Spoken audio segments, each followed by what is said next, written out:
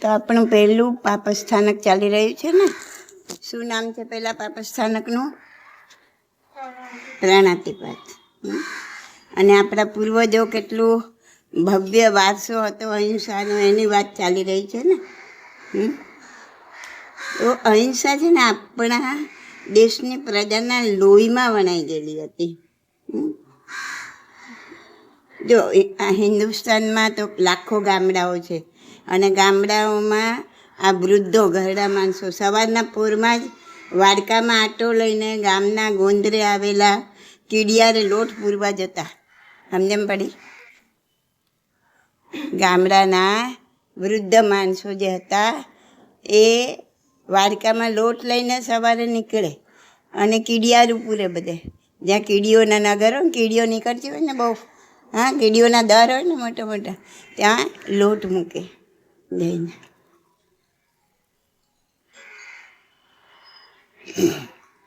અને ગામડામાં રહેતા ને પહેલાં તો બધા લોકો.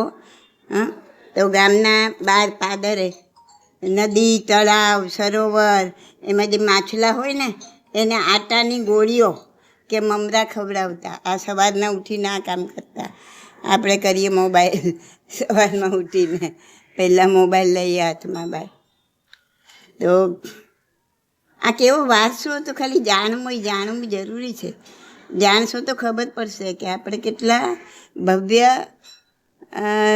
વ્યક્તિઓના આપણે વારસદાર છીએ, કે જે સવારે ઉઠીને નદી, તળાવ, સરોવર એમાં માછલાઓને આટાની ગોળીઓ નાખતા, મમરા ખવડાવતા, પછી પશુઓને ચાર ને પંખીને જાર. એ બધું લોકોના જીવનમાં વણાઈ ગયેલી ચીજ હતી. પેલા રોટલા કરે ને, રોટલી જે બી બહેનો ઘરે બનાવે ને, તો પહેલો રોટલો કોનો હોય? કૂતરાનો.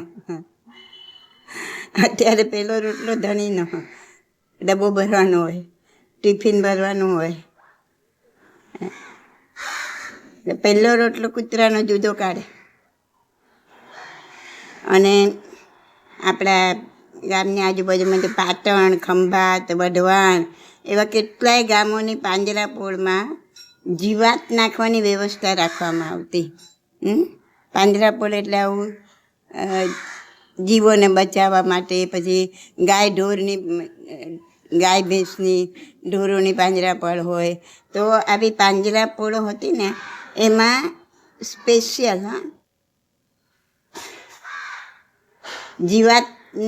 જીવાતને નાખવાની વ્યવસ્થા હતી. તો શું કરતી બહેનો? અનાજ વીણે ને, ઘરમાં આપણે અનાજ વીણે ને, તો એમાંથી જે ઈયળ નીકળે, ધનેડા નીકળે, એ એક વાડકામાં થોડું અનાજ લે, જે બી કોઈ બી અનાજ હોય, અને એમાં ઈયળો નાખીને સાચવી રાખે. અને આ જે મહાજનનો માણસ હોય, એ પાંજરાપોળનો કે બીજો માણસ હોય, એ નક્કી કરેલા દિવસે ઘરે ઘરે ફરીને એક ડબ્બામાં તે વાડકાના અનાજ સાથે જીવાત ઉઘરાવી લે. અને પાંજરાપોળમાં આવેલ જીવાતખાનામાં અનાજની વચ્ચે સાચવીને મૂકી દે, એટલે અનાજના ધનેડા પણ સુખપૂર્વક એનું બાકીનું જીવન પસાર કરી શકે. સમજણ પડી? આપણે જે વીણીએ અનાજમાંથી ધનેડા, એને એક વાડકીમાં થોડા અનાજની સાથે રાખી મૂકીએ. પછી મહાજનનો માણસ એક નક્કી કર્યો હોય એ દિવસે આવે, અને એ દિવસે લઈ જાય એમના ડબ્બામાં. બધાની આ જીવાતો ભેગી કરેલી હોય, ઘરે ઘરે ફરે. જીવાતને બચાવવા માટે કેટલું કરતા હતા, ધનેડાને, ઈયળને બચાવવા માટે. અને પછી એને પાંજરાપોળમાં જે એના જીવાતખાનું બનાવ્યું હોય એમાં એ નાખે. ત્યાં કને ભરપૂર અનાજ બનાજ બધું હોય, અને જેટલું એનું જીવન બાકી રહ્યું હોય ઈયળનું, ધનેડાનું, એ ત્યાં સુખેથી પૂરું કરે. બોલો, આ આપણો વારસો, ભવ્ય વારસો કહેવાય. ભૂતકાળના માણસો કેવા હતા. હવે અનાજમાં રહેલા ધનેડાની પણ જે દેશમાં એટલી કાળજી રાખવામાં આવતી હતી, એ દેશમાં જીવતા જાગતા માણસોને, પ્રાણીઓને, પક્ષીઓને, જલચર જીવોને ધનેડાની જેમ જીવતા ઉડાવી દેવામાં આવે છે. આ કેટલું બધું ચેન્જીસ આવી ગયું શોર્ટ ટાઈમમાં. જુઓ, આ બહુ ટાઈમ પહેલાંની વાત નથી. આજે 60-70 વર્ષ પહેલાં આ રીતના થતું હતું.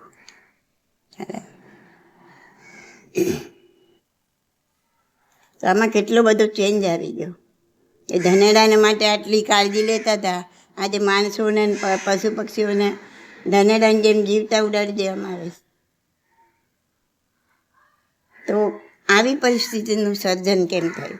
એ હિંસાને રોકવી હોય આપણે તો સૌથી પહેલાં દરેક વ્યક્તિએ પોતાના ઘરમાં, પોતાના રોજિંદા જીવનમાં એ થતી હિંસાને રોકવી પડે. આપણે પર્યુષણમાં અમારી પ્રવર્તન કરે ને, તો અમારી પ્રવર્તનનો સંદેશ એ છે કે જગતને અહિંસક બનાવતા પહેલાં તે માટે સૌ પહેલાં પોતાના હૃદય મંદિરમાં અહિંસા ધર્મની સ્થાપના કરવી પડે. હું દુનિયાને અહિંસક બનાવવા જાઉં પણ મારા હૃદયમાં જ અહિંસાની સ્થાપના ન હોય તો હું દુનિયાને શું બનાવી શકવાની છું? તો જેને પણ ઈચ્છા છે કે હું ઈચ્છું છું કે દરેક લોકો અહિંસક બને, બધામાં અહિંસાની ભાવના ફેલાય, તો સૌથી પહેલાં પોતાના હૃદય મંદિરમાં અહિંસા ધર્મની સ્થાપના કરવી જોઈએ. આપણે દાંતણ, મીઠું, દંતમંજનનો ઉપયોગ કરતા આપણા બાપદાદાઓ, હવે એ રિવાજ છોડી અને જેમાં કેલ્શિયમના નામે હાડકાનો પાવડર વપરાતો હોય એવી ટૂથપેસ્ટ, પોતાના એવા ટૂથપેસ્ટથી દિવસની શરૂઆત કરીએ કે પશુઓની ચરબીમાંથી બનેલો સાબુને શરીરે ઘસીને સ્નાન કરનાર, વાળ સુંવાળા રાખવા ઈંડાવાળું એક શેમ્પૂ વાપરનાર, કે ઉનાળાના દિવસોમાં જિલેટીન અને ઈંડા જેવા પ્રાણિજ પદાર્થવાળા આઈસ્ક્રીમની જયાફત ઉડાવનાર. હવે આવા વ્યક્તિઓ જગતમાં અહિંસાનો ઝંડો લહેરાવવાની વાત કરે તો એ તો ટાઈમપાસ વાત છે ભાઈ. પહેલાં તમારા લાઈફમાંથી આ બધું કાઢો, પછી જગતમાં અહિંસાનો ઝંડો લહેરાવવાની વાત કરો. તો અહિંસાનો પ્રશ્ન આપણે જેટલો સમજીએ છીએ ને એનાથી વધારે ગૂંચવાયેલો છે. આપણે કહીએ ને પર્યુષણના 8 દિવસો કતલખાના બંધ રાખવાના, એટલે આપણે સરકાર પાસે ભીખ માંગીએ, ભાઈ 8 દિવસ કતલખાના બંધ રાખો, હા, કે શત્રુંજી ડેમમાં માછલા મારવા પર પ્રતિબંધ મૂકો. તો આ માગણી કરવાથી કે મહાવીર જન્મના 1-2 દિવસોમાં બંધ રહેતા કતલખાનાની જાહેરાત કરીને હરખાવાથી અહિંસા ધર્મની ઇતિશ્રી થઈ જતી નથી. અહિંસા ધર્મ એટલાથી ખાલી પડાઈ જતો નથી કે ખાલી આટલું કરી લીધું એટલે અમે બહુ અહિંસક અને બહુ ખુશ થવાનું 8 દિવસ કતલખાના બંધ રાખ્યા, હા, એટલાથી કંઈ સંપૂર્ણતા નથી આવી જતી. હિંસાનો આ રોગ એટલો બધો વકર્યો છે કે એના કારણો જાણવા પડે અને એને દૂર કરવા પડે. હવે આપણે સ્કૂટર કે ગાડી લઈને ફરવા નીકળીએ, બરાબર, તો એ લોકોને ખબર નથી કે એમનું આ વાહન છે ને એ હકીકતમાં પેટ્રોલ કે ડીઝલથી નથી ચાલતું, પણ પશુઓના લોહીથી ચાલી રહેલ છે. કેવી રીતે ખબર? મારું આ વાહન પેટ્રોલ કે ડીઝલથી નહીં, પશુઓના લોહીથી ચાલી રહેલ છે. કેવી રીતે? નથી ખબર? જાણો તમે. દર વર્ષે આરબ દેશોમાંથી હજારો કરોડ રૂપિયાની જે પેટ્રોલિયમ પ્રોડક્ટ્સ આપણા દેશમાં આવે છે ને, ઇમ્પોર્ટ કરીએ છીએ ને આપણે, એના બદલામાં આપણી સરકાર કંડલા જેવા બંદરેથી વહાણો ભરીને જીવતા પશુઓ તથા દેવનાર જેવા કતલખાનામાં કપાયેલા પશુઓનું માંસ આરબ દેશોમાં મોકલી આપે છે. ત્યારે આરબ લોકો આપણને આટલું પેટ્રોલ અને ડીઝલ આપે છે. તો આ એવો યુગ છે જેમાં હવે દયા જેવી કોઈ વસ્તુ રહી જ નથી. હવે સમજણ પડી ને કે આમાં આપણે પેટ્રોલની પશુઓના લોહી પર આપણા વાહનો ચાલી રહ્યા છે. એની સામે આપણે આટલું એમને નિકાસ કરીએ છીએ અહીંયાથી, આટલા પશુઓને આટલું માંસ એક્સપોર્ટ કરવામાં આપણે ફર્સ્ટ નંબર થઈ ગયા છીએ હિન્દુસ્તાન. જે અહિંસાનો દેશ કહેવાતો, જે ધનેડા જેવાને બચાવતા હતા, એના માટે આ વ્યવસ્થા ઊભી કરી હતી કે એ લોકો શાંતિથી જીવી શકે. આ જોતામાં આખી પલટી ખાઈ ગઈ.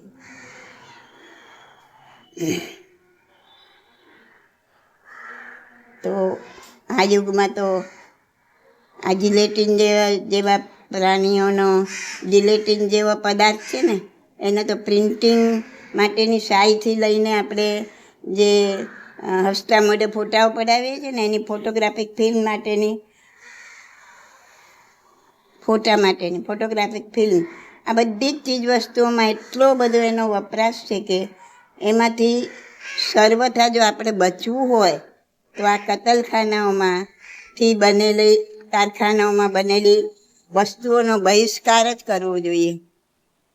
એ જ સાચો રસ્તો છે, બીજો કોઈ સાચો રસ્તો નથી. કે કતલખાનાની ચીજ વસ્તુમાંથી કતલખાનામાં જે કંઈ બધું ઘટ્યું હોય એમાંથી જ એના ચામડામાંથી એ ઉદ્યોગોમાંથી જે કંઈ વસ્તુઓ બને છે એનો બહિષ્કાર કર. આજે તો કેવું છે, બધે ચારે બાજુ જુઓ મારો ને કાપો, મારો ને કાપો. માથામાં જૂ મારો, પથારીમાં માકડ મારો, રસોડામાં વાંદો મારો, પોલ્ટ્રી ફાર્મમાં મરઘા મારો, કતલખાનામાં પશુઓ કાપો, કોલેજોમાં દેડકા ચીરો, અને ગર્ભપાત એ પણ કાયદેસર સલામત અને ખાનગી એવા સુંદર નામ સુમાળા નામ નીચે ગર્ભપાત કરાવી અને પેટમાં રહેલા બાળકને મારો. બસ બધે મારો ને કાપો. તો હિંસાથી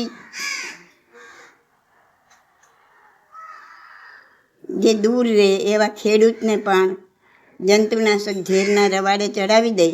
આજે હિન્દુસ્તાનના ગામડે ગામડે આવેલા પ્રત્યેક ખેતરમાં પણ જીવાત મારવાના કતલખાના, ખેતર પણ જીવાત મારવાના કતલખાનામાં ફેરવી દેવાયું છે.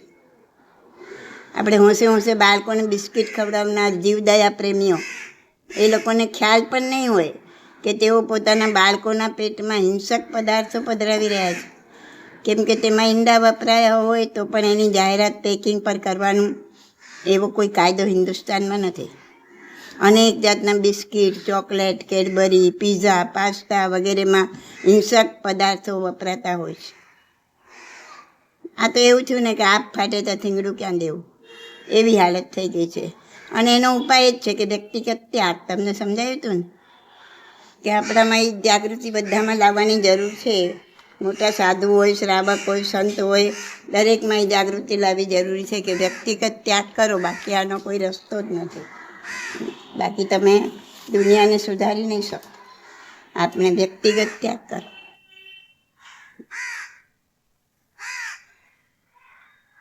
હવે આ તો થઈ આપણું પ્રાણાતિપાત ચાલી રહ્યું છે ને. આ મોટી હિંસાની વાત કરી, પણ કોઈના પણ દિલને દુઃખ થાય એવું બોલવું, વાણી એટલે વચનથી, એવું વર્તન કરવું, એવું કાયાથી, ખાલી કોઈના દિલને દુઃખ થાય એવું બોલવું ને, એવું વર્તન કરવું ને, એ પણ મોટામાં મોટી હિંસા છે. કેમ કે સામેલા જ્યાં જીવને દુઃખ થાય એટલે જીવ હિંસા થઈ ગઈ.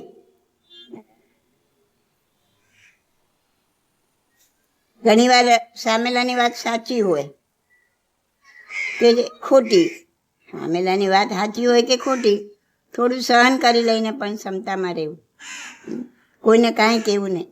આપણું ખરાબ કરનારને માટે પણ તે જ ઘડીએ શુભ ચિંતવવું.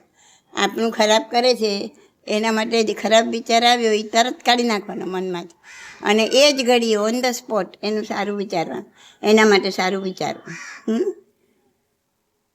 ને સામેલાએ કંઈ એવું કહી દીધું તો આપણને એના પર ક્રોધ આવતો હોય તો તરત જ એમ વિચારવું, ક્રોધને એક બાજુ મૂકી દેવાનું અને વિચારવું એના આત્માનું પણ કલ્યાણ થાવ, એના આત્માનું પણ કલ્યાણ થાવ, એ ભગવાન આના આત્માનું પણ કલ્યાણ થાવ, એવું તમે વિચારો એટલે મનમાં જેવડો ક્રોધ આવ્યો એની જતો. હું મનમાં એવું ચિંતન ચાલુ કરી દીધું એટલે ક્રોધ ઓછો થઈ જાય. તો આ રીતના કોઈ પણ જીવને દુઃખ થાય એવું બોલવું, એવું વર્તન કરવું, અને એવું મનથી પણ વિચારવું નહીં. મનથી તો નહીં જ વિચારવાનું, પણ વર્તનમાં આવી ગયું કે વાણીમાં આવી ગયું તો એને તરત જ આપણે એનું ભલું ઈચ્છવાનું અને એમાંથી બહાર નીકળવાનું. પછી હવે આ પર્યુષણ આવે, દિવાળી આવે, પર્યુષણ આવી રહ્યા છે ને.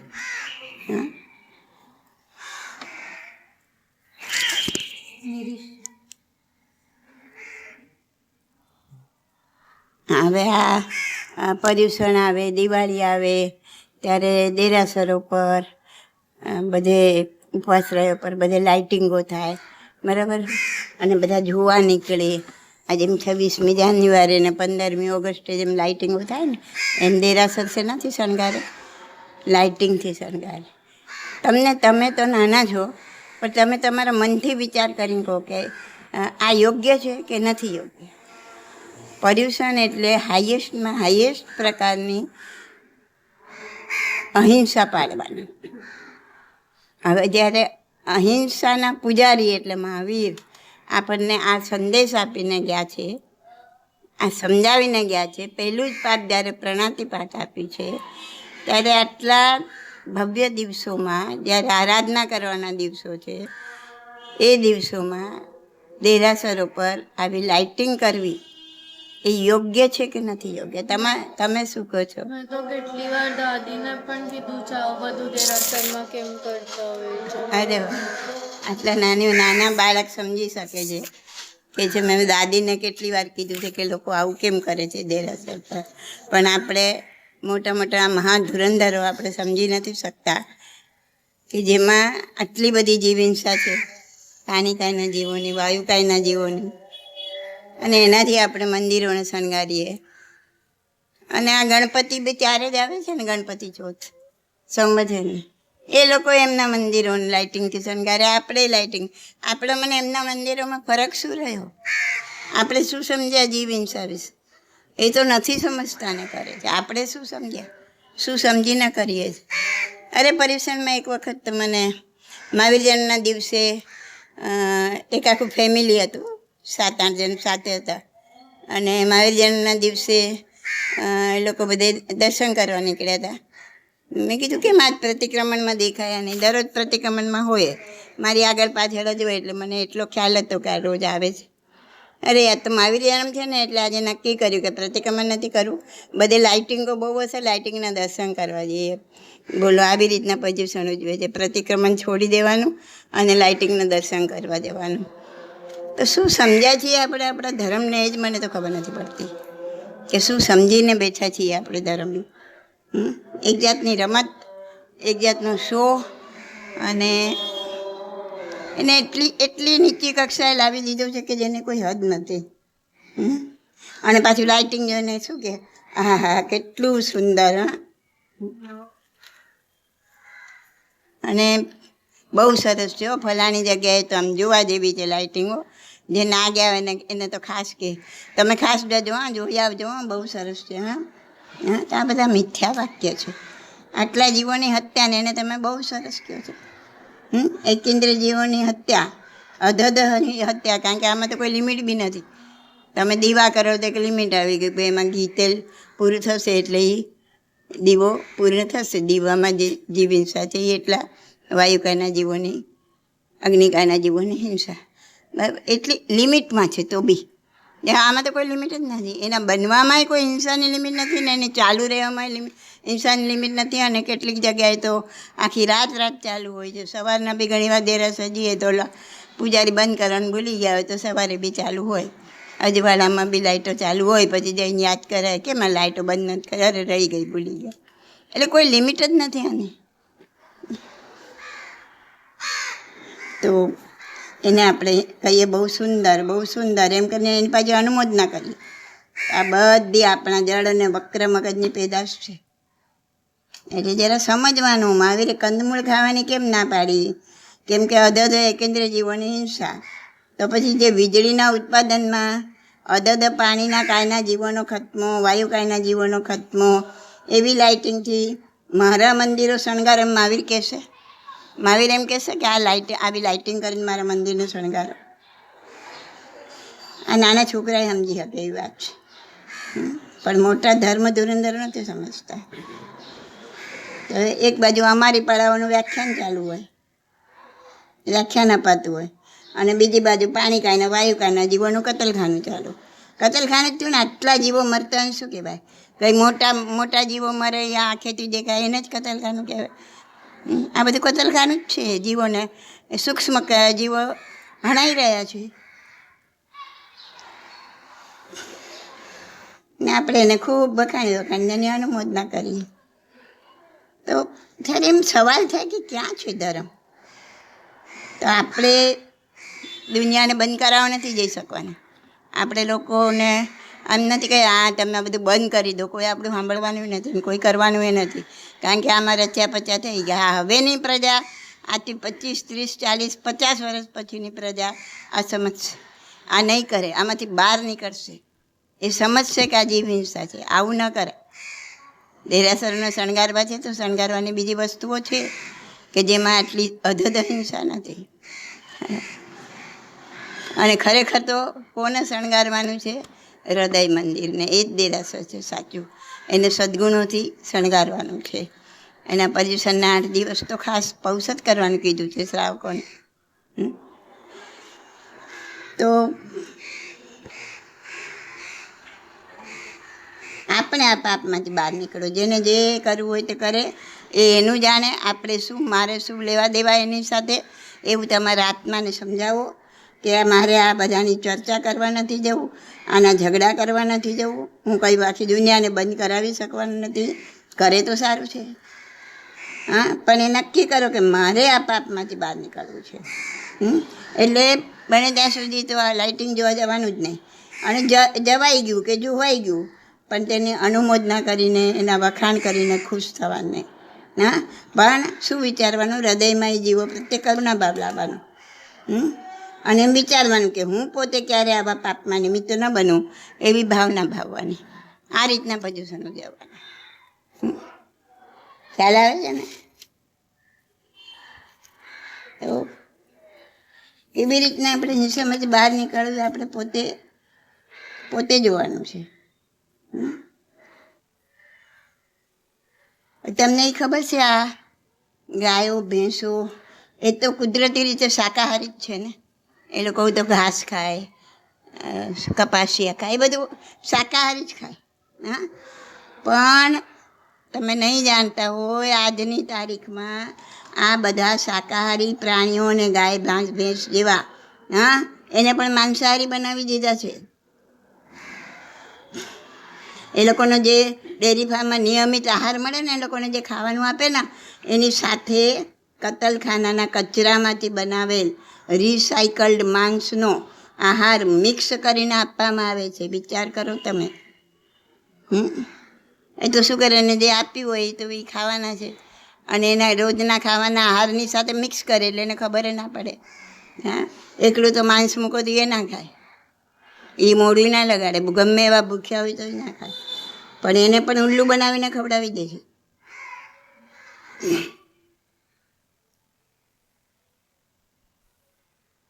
તો આ રિસાયકલ્ડ માંસ, મરેલા પ્રાણીઓ, હવે દર વર્ષે લાખોની સંખ્યામાં આવા મરેલા કૂતરા, બિલાડા, એ બધા પ્રાણીઓ, હા, અને જે કતલખાનાના ઉપયોગમાં ના આવ્યા હોય એવા પ્રાણીઓના એવા અંગો, એ હાડકાં છે, આંતરડા છે, લોહી છે, તો એ બધાને સુપર માર્કેટમાં જે માંસ બગડી ગયું હોય એ માંસના કચરામાંથી આ બધું બનાવવામાં આવે છે. એનો ખોરાક કોનો? ગાયો ભેંસોનો. એવું અનુમાન છે કે દર વર્ષે 400 કરોડ રતલ કતલખાનાનો કચરો, જેવો કે લોહી, હાડકાં, આંતરડા, મૃત પશુ, આ બધો કતલખાનાનો કચરો કહેવાય. 400 કરોડ રતલ, હા, એને રૂપાંતર કરી અને ચેન્જ કરી, એમાં ફેરફાર કરીને માંસના કારખાનામાં મોકલી દેવામાં આવે. અહીં ઢગલા બંધ કાચો માલ ડુંગરની જેમ પડ્યો હોય. આ કાચા માલમાં 90 ડિગ્રી ગરમીમાં મરેલા પ્રાણીઓના ઢગલાઓ પર લાખોની સંખ્યામાં ઈયળો અને કીડાઓ ચડતા હોય. આ કાચા માલના ઝીણા ટુકડા કરી 280 ડિગ્રી સુધી 1 કલાક ઉકાળવામાં આવે. આ પ્રક્રિયા 24 કલાક અઠવાડિયાના 7 દિવસ ચાલ્યા કરે. આ જુઓ, તમારી આંખ સામે નથી બનતું, પણ આ જાણો. આ જાણશો તો ખબર પડશે શું બની રહ્યું છે આપણી પીઠ પાછળ આ બધું. હવે આ પ્રક્રિયાથી હાડકામાંથી માંસ છૂટું પડે. આજે 280 ડિગ્રી સુધી એને 1 કલાક ઉકાળે ને, આ બધી પ્રક્રિયાથી એ હાડકામાં જે માંસ હોય ને બધું છૂટું પડે. તો આ પ્રક્રિયા કરે ને ત્યારે પીળા રંગનું ગ્રીસ અથવા ચરબી ઉપર તરી આવે, એને અલગ તારવી લેવામાં આવે. પછી ગરમ માંસ અને હાડકામાંથી ભેજ શોષી એનો ઝીણો પાવડર બનાવવામાં આવે અને આ ખોરાક બધો પશુઓના પેટમાં, અને એમનું આપણે દૂધ, દહીં, ઘી, માખણ, પનીર, ચીઝ, આઈસ્ક્રીમ એ બધા દ્વારા આ બધું આપણા પેટમાં, જે એના પેટમાં જાય એ એના દૂધમાં આવે અને એમાંથી એ બધું આપણા પેટમાં જાય. એટલે અનનોનલી પણ કેટલી બધી હિંસક વસ્તુ આપણા પેટમાં જઈ રહી છે. પછી આપણા મન કેવા થઈ જવાના. અને પ્રાણીઓ બિચારા જે આ યાતના ભોગવી રહ્યા છે, આ દુઃખ ભોગવી રહ્યા છે, તે નજીકના જન્મમાં આપણે ભોગવવા તૈયાર રહેવાનું. કારણ કે આ બધામાં આપણે ઇન્વોલ્વ છીએ એટલે ભવિષ્યમાં આપણે પણ આવા જ બનવાનું કાંઈક આપણા નસીબમાં આવે. એટલે આપણે બી તૈયારી રાખવાની આપણા મન સાથે કે હું આ બધામાં ઇન્વોલ્વ છું એટલે મારું પણ કદાચ ભવિષ્ય આવું જ હોય.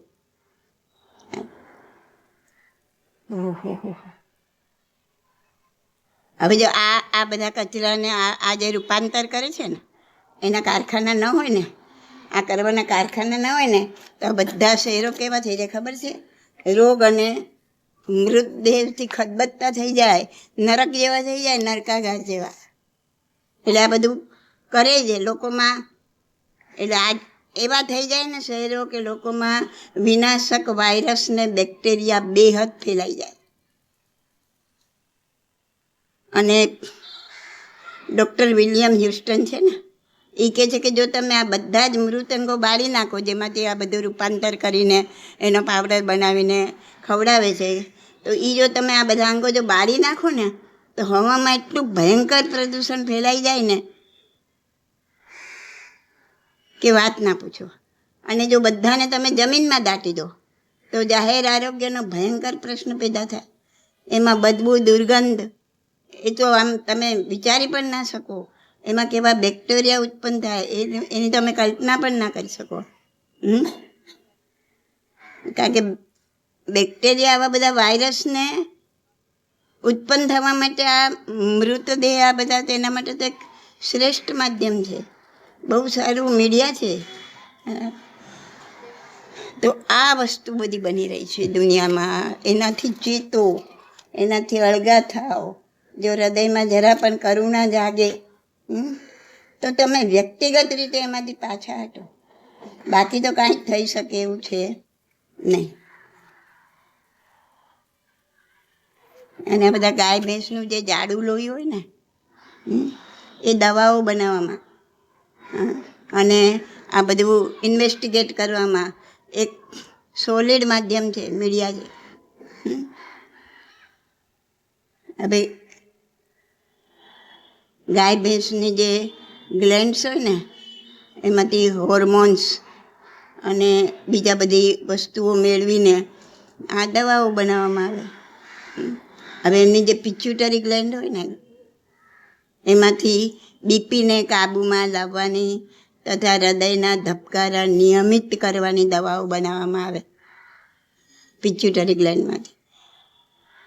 અને ગાય ભેંસની એડ્રિનલ ગ્લેન્ડ હોય ને એમાંથી જે પ્રવાહી કાઢે ને, જે રસ કાઢે ને, એમાંથી 20 પ્રકારના જુદા જુદા સ્ટેરોઇડ્સ બનાવવામાં આવે. અને આપણે લોહી જાડું થતું હોય ને એને અટકાવવા માટેની દવા હિપેરિન, એમાં ગાય ભેંસના ફેફસાનો ઉપયોગ થાય. અને ગાય ભેંસના પેનક્રિયાસ ભેગા કરી અને એમાંથી ઇન્સ્યુલિન કાઢીને ડાયાબિટીસની દર્દીઓને આપવામાં આવે.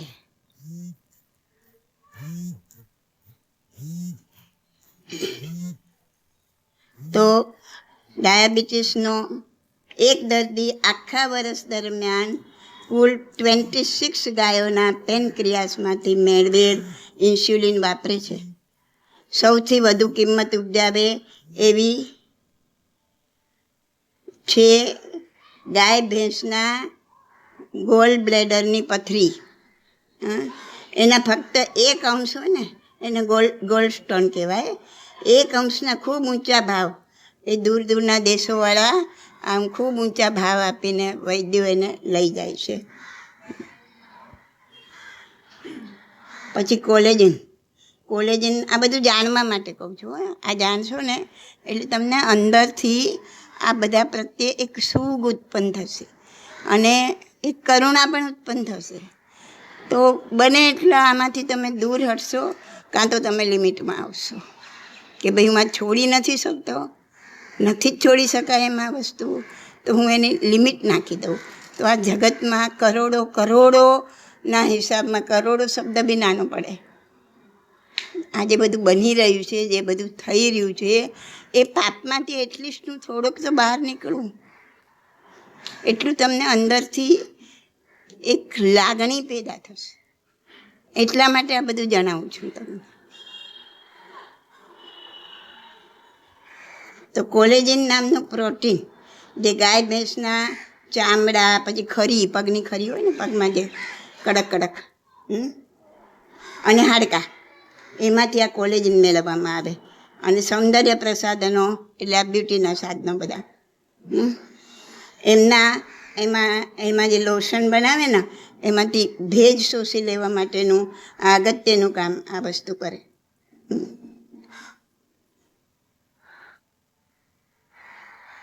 આંખના ખૂણા તરફની કરચલી, અહીંયા કરચલી પડી ગઈ હોય, ચહેરા પર કરચલીઓ પડી ગઈ હોય, એ બધી દૂર કરવા ચહેરાની ચામડીમાં તેના ઇન્જેક્શન અપાય આ બધાના.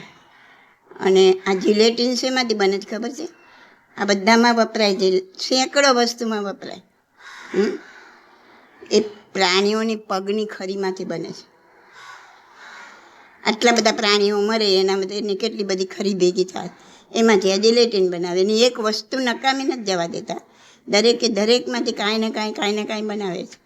આ જિલેટિન આઈસ્ક્રીમમાં વપરાય, સખત કેન્ડીમાં વપરાય, જેલોનો એમાં સખત કેન્ડીમાં સમાવેશ થાય.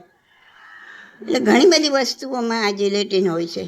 ક્રીમવાળી વાનગી, તમે ક્રીમવાળા બિસ્કિટ છે, બીજી ક્રીમવાળી વસ્તુ, બધામાં જિલેટિન હોય. અને જિલેટિન મોટા ભાગે હાડકાં અને ખરીના ઉપયોગ કરી અને એમાંથી બનાવવામાં આવે. અને એનો આહાર પણ પશુઓને આપવામાં આવે. તો આ બધું જાણ્યા પછી આમાંથી આપણે વ્યક્તિગત રીતે કેમ બહાર નીકળવું એ આપણે વિચારવાનું.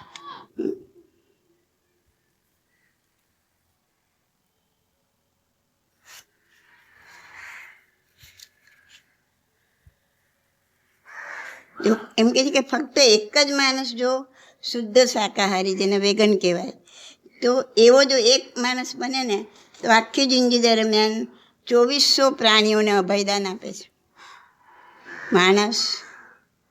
એક માણસ જો શુદ્ધ શાકાહારી, એટલે શાકાહારી તો ખરો, પાછો વેગન, કે જેમાં દૂધ કે દૂધની કોઈ પ્રોડક્ટનો વપરાશ પણ કરે નહીં, એવો જો બને તો એની આખી જિંદગી દરમિયાન એ 2400 પ્રાણીઓને અભયદાન આપે છે. એમાંથી એમાંથી બહાર નીકળી જાય છે અને એ લોકોના આશીર્વાદ મેળવે છે.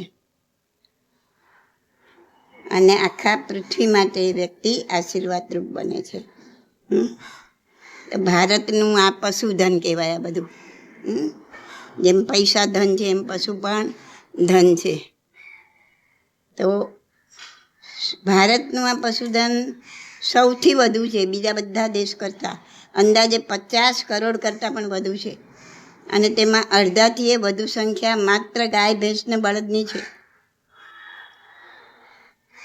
પેટા ખબર છે? PET, એ પેટાના ભારતીય આંદોલન સંયોજક જાસન બેકર એ કહે છે કે જો ગાય, ભેંસ વગેરે તરફની નિર્દયતાને રોકવા માટે જો તાત્કાલિક કંઈ કરવામાં નહીં આવે ને તો ચર્મ ઉદ્યોગ સિવાયની કોઈ જગ્યા બાકી નહીં રહે.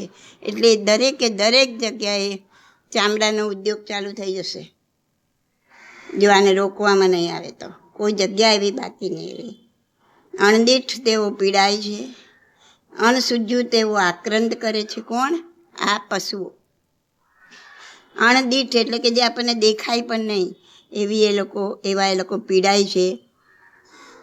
અણસુણ્યું તેવો આક્રંદ કરે છે, જે આપણને સંભળાતું નથી એવો એમનો આક્રંદ છે. અને તીવ્ર વેદનામાં તેઓ રીબાય છે. અવાજ કર્યા વિના તેઓ મૃત્યુ પામે છે અને આપણને કાંઈ થતું નથી. આપણો આત્મા પણ હલતો નથી.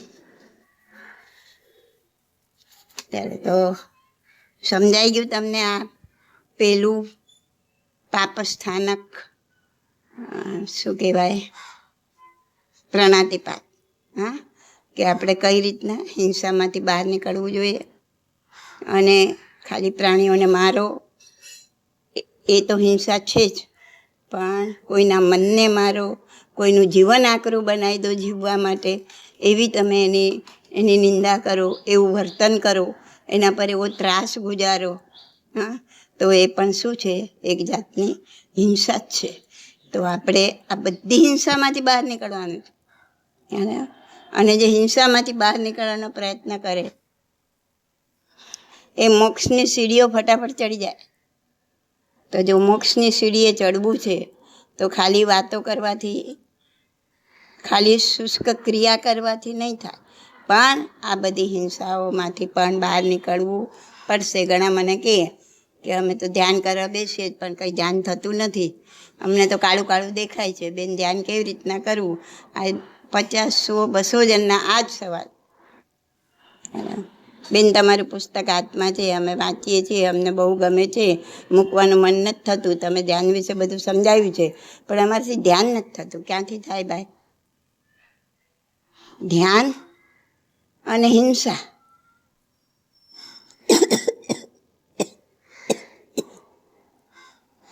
એક જ સિક્કાની બે બાજુ છે. હિંસામાંથી જેટલા બહાર નીકળશો તમારું મન ધ્યાનમાં સ્થિર થશે. જેટલા હિંસામાં ગળાડૂબ છો તમારું મન ધ્યાનમાં સ્થિર નહીં થાય.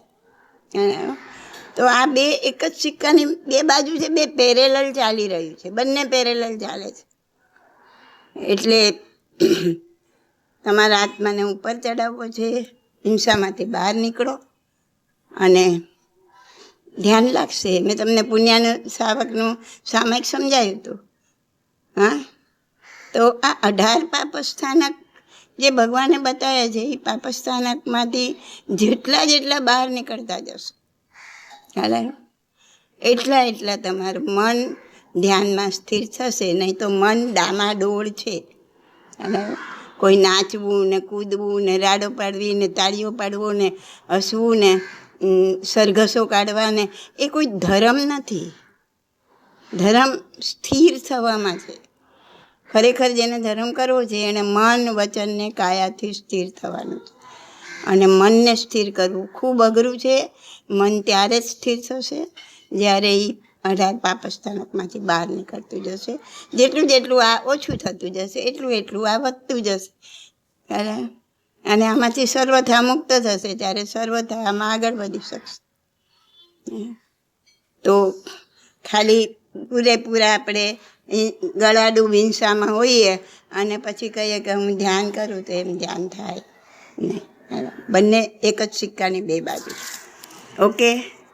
તો આ જે 18 પાપસ્થાનક છે એમાં એવું છે કે પ્રાણાતિપાતમાં મતલબ ચડતા મતલબ વધારે પાપ લાગે એવું છે કે પ્રાણાતિપાત પછી એના કરતાં વધારે મોટું પાપનું શ્રાપ આદિ? ના, કોઈ પાપ નાનું મોટું એવું ગણતરી થઈ શકે ને. હા, બધા જ પાપ જ છે, ખ્યાલ આવ્યો? અને સૌની જગ્યાએ બધા મોટા જ છે, ખ્યાલ આવ્યો? પણ કોઈ વસ્તુ અમારે વર્ણવવી હોય તો એક ભાષાની એક મર્યાદા છે કે એક સાથે કેવી રીતના કહેવાય. હા, તો હવે મારે એમ કહેવું હોય કે શરીર તો કહી શકાય, તો શરીરનામાં શું અંગ આવે સમજી શકાય. પણ મારે હાથનું વર્ણન કરવું હોય, હાથ, પગ, કાન, નાક, જીભ, તો એ બધાનું અલગ અલગ કરવું પડે ને. એ ભાષાની મર્યાદા છે, ખ્યાલ આવ્યો? એમ એક શબ્દમાં પાપસ્થાનક, પણ ભાષાની મર્યાદાને લીધે ભગવાને આ બધા પાપ વર્ણવ્યા. એમાં કોઈ પેલું કીધું, કોઈ બીજું કીધું, પણ દરેક પાપનું આ જ છે. દરેક પાપ એની જગ્યાએ મોટું જ છે, એમાંથી બહાર જ નીકળવાનું છે. ઓકે.